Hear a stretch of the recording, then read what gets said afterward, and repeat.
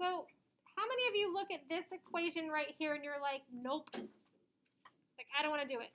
I'm just going to avoid it. Be honest, it's okay. Like, it's okay because there's a lot happening here.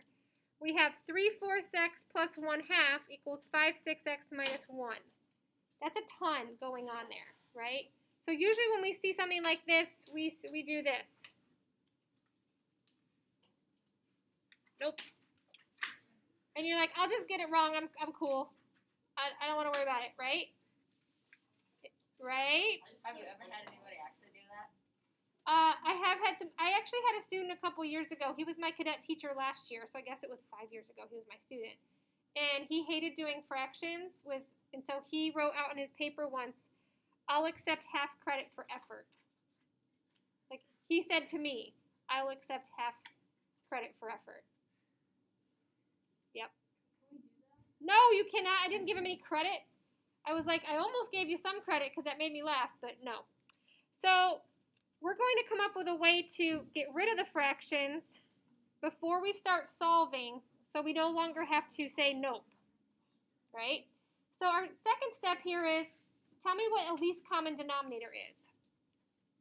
Like when you're adding and subtracting fractions, what's a least common denominator? What is it? Eden?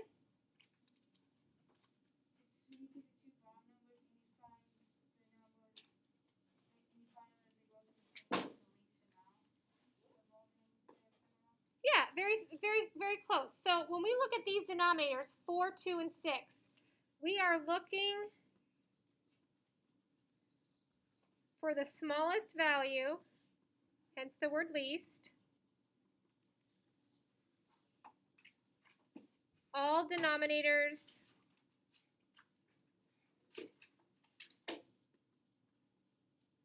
can go into. Right? And when I say it can go into, I mean like what number can easily be divided by all of those numbers? Addie, what do you think? 12. Why not 8? 4 and 2 go into 8. Why not 8? 6 doesn't go into 8. So it has to be a number that each of these three numbers can go into. So what is the least common denominator of those three? Well, we're going to say 12 because 12 divided by 4 equals 3. 12 divided by 2 equals 6. 12 divided by 6 equals 2, right? It can be divided by all three of those denominators, the 4, the 2, and the 6. It can all be divided into 12, and it goes perfect. No leftovers. That's what I used to call them when I taught elementary. I didn't call them remainders. I called them leftovers, right? Like if you have a pizza, there's 8 pieces, and there's 3 of you. You each have 2, and there's 2 leftovers, right? Okay. All right, so now what we're going to do is we're going to take this beautiful least common denominator. Let's put a little bubble around it to make it feel special. We're going to take this beautiful least common denominator, and we're going to multiply each of these fractions by that number. So pencils down, just look, listen, learn. Because you're probably thinking, that's a lot of work, Mrs. Marsh. It's not really, I promise. Okay, we're looking, we're listening, we're learning. My first fraction is 3/4. I'm going to multiply it times 12. You ready for the shortcut? Everybody ready for the shortcut? Yay. 3 times 12 is? Divided by 4? There we go. 1/2 times 12. 1 times 12 is? Divided by 2? Oh my gosh, look at what we're doing. 5/6 times 12. 5 times 12 is? Divided by 6? Oh my gosh, you guys. Are you so excited right now? Our fractions are gone. Our fractions are gone. So now we have what we did is we took 3/4 x plus 1/2 equals 5/6 minus 1. So we took this whole equation. Everything gets multiplied by 12. Even the 1/2 here, that's what we already did. We got 6.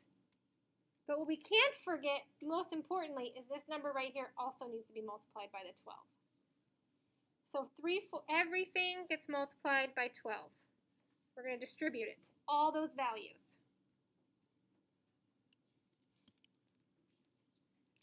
Everybody with me? I didn't lose anybody? I think of it like a hayride. We all start out in like the back. Nobody fell off the back, right? You're all still there? You guys on the Headless Horseman? Yeah, so we're all in that wagon.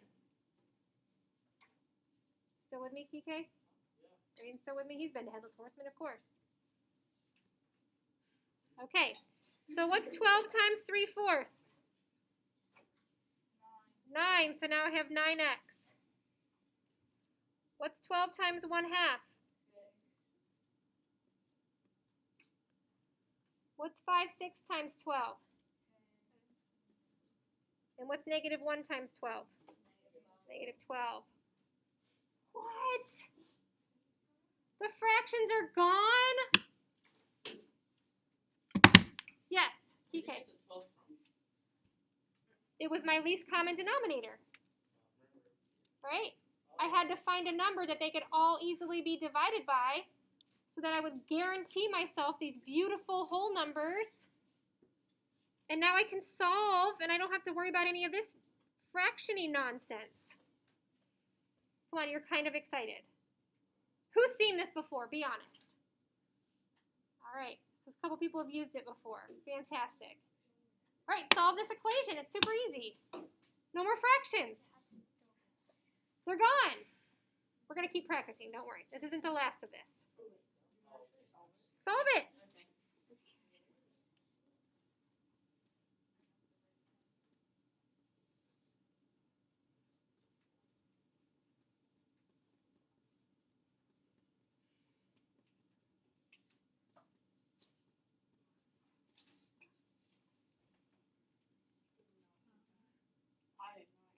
Oh, I rewrote it. I rewrote it the wrong way. You guys did right. You guys did it right.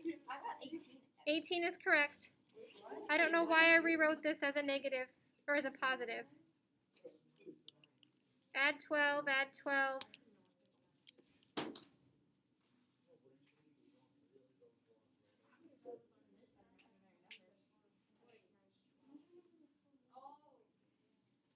This is a 9 here.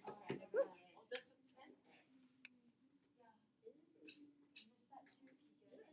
Yep, because this is the 5/6, so that's going to be 10x instead of 5/6x. Yeah.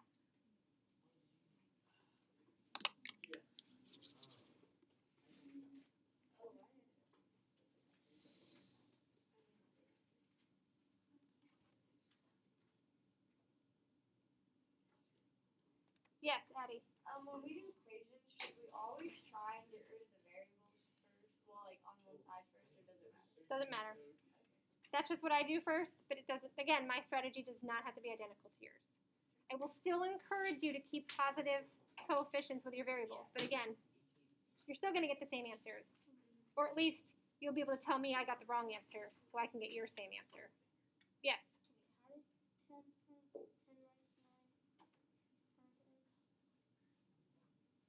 So this is like, wait, where did I get this 10x?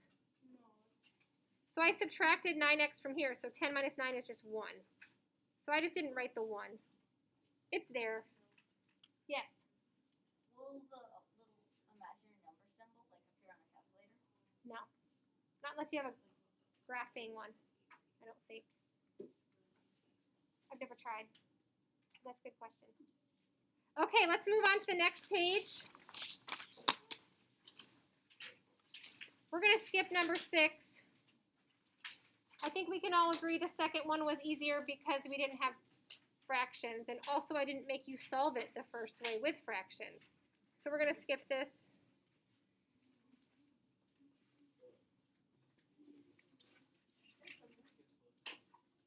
You're welcome.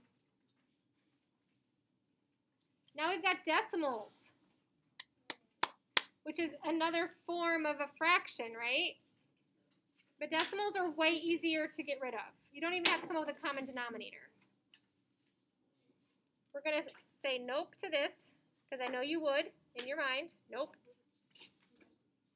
Because I know 8th graders.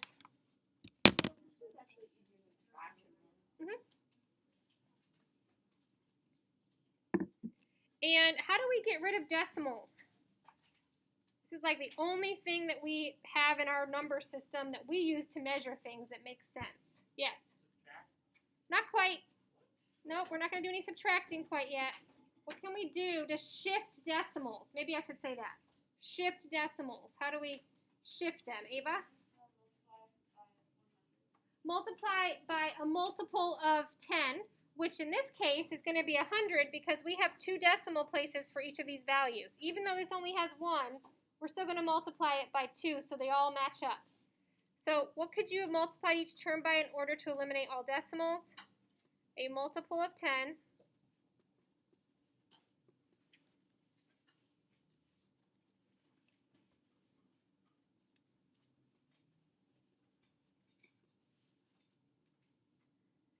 Choose a value that would shift decimals.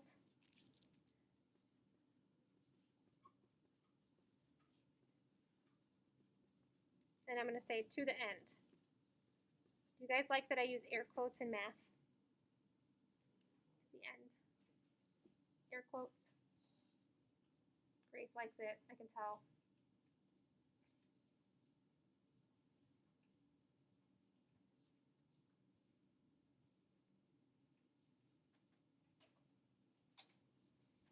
So for this example, we're going to use 100.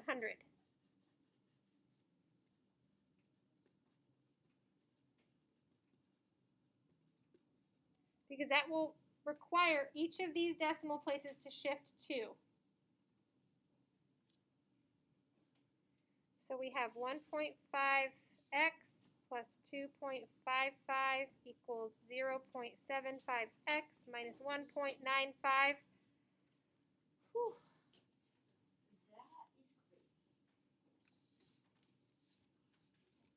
Multiply these all by 100.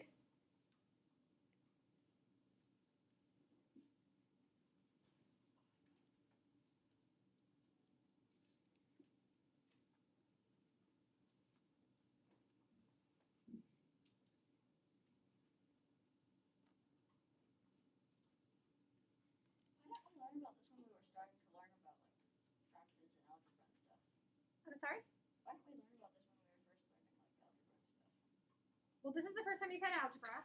But if you're talking pre-algebra, Yes, that's what I mean. it really depends on, last year we had to kind of narrow things down because we only saw you half the time. So maybe it was something the teachers were like, you know what, they'll get this next year, which you are. So it all evens out. But we didn't get to teach some things that we would normally teach because we had to make sure we could see you for most of the instruction. All right, so now we're just going to solve this. I'm going to subtract 75x first because that's where my I goes.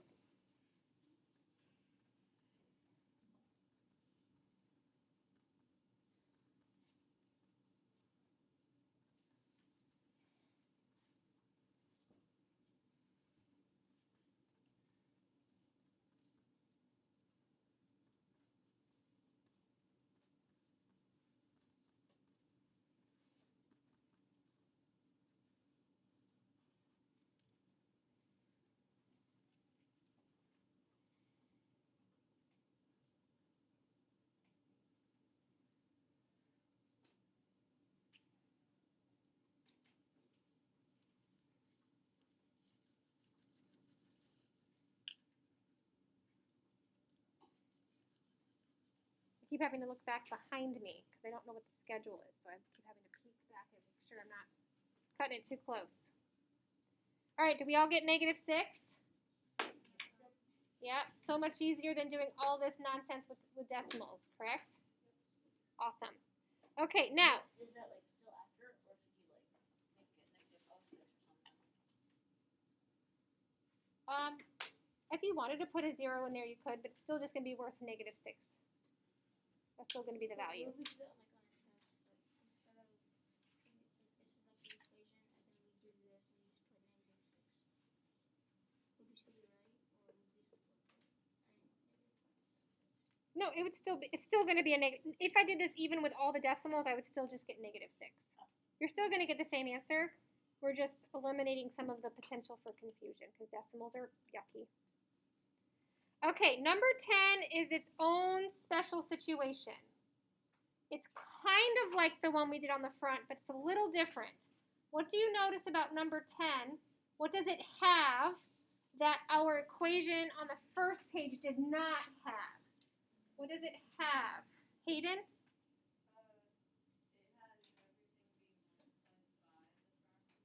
Correct. So we have parentheses here. We have quantities in these little parentheses, right? So I always tell my students that these are like little protection barriers. We're still going to clear our fractions, but you don't multiply what's inside here by the least common denominator. Those are off limits. We're only going to get rid of our fractions, right?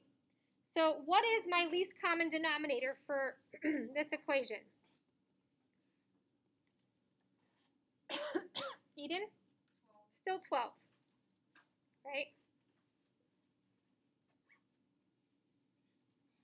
So I'm going to do 2/3 times 12. What am I going to get? 8. You did that so fast because 2 times 12 and then divide. See? It helps that you look, listen, and learn, right? And then 1/4 times 12 is going to give me 3. I don't have to do anything else in this equation times 12 because those are off limits. So now what I have is 8 times the quantity 4x plus 3 equals 3 times the quantity 3x minus 15. Who's excited? Somebody downstairs is.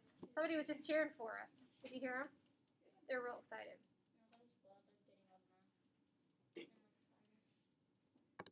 I don't think that's another math class. I think that's 6th graders doing 6th grader things.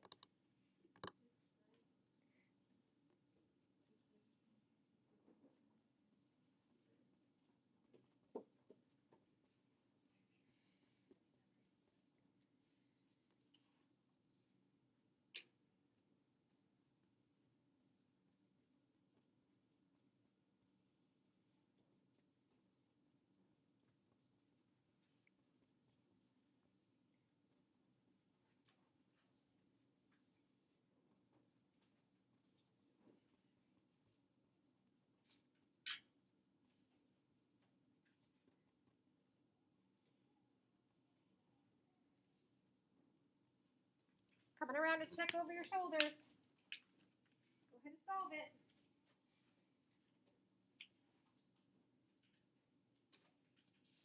Really good mathing going on here today, guys.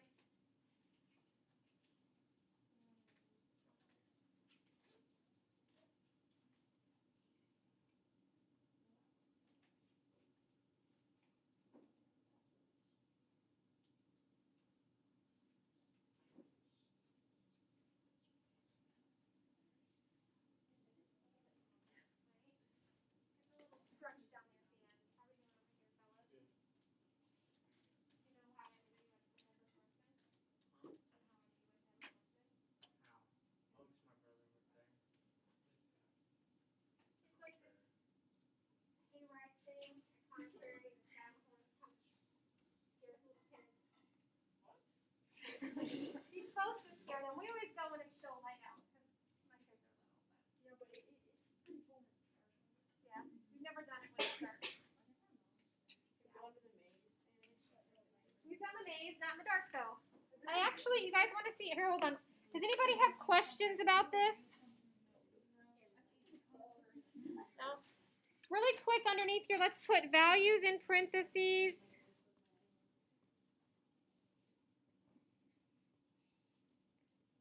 Are off limits.